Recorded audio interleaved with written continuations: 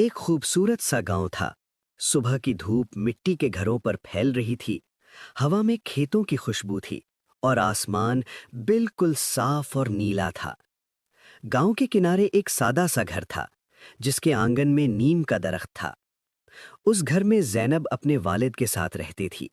زینب کی ماں بچپن میں ہی وفات پا چکی تھی، لیکن ماں کی کمی اس کے چہرے کی مسکراہٹ نے کبھی محسوس نہیں ہونے دی۔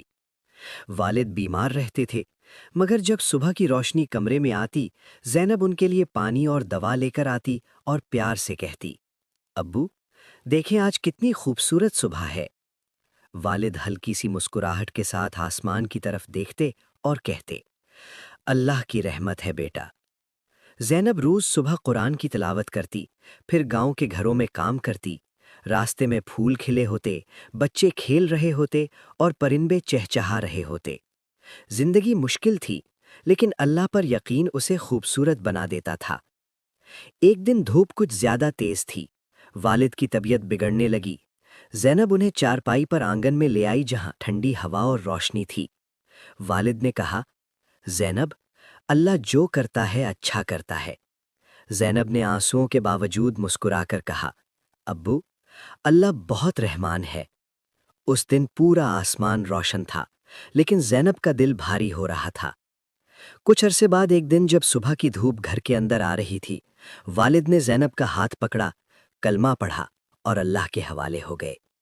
آسمان بالکل صاف تھا، سورج پوری شان سے چمک رہا تھا۔ زینب نے آنسو روکے اور آسمان کی طرف دیکھ کر کہا، یا اللہ، تو ہی میرا سہارا ہے۔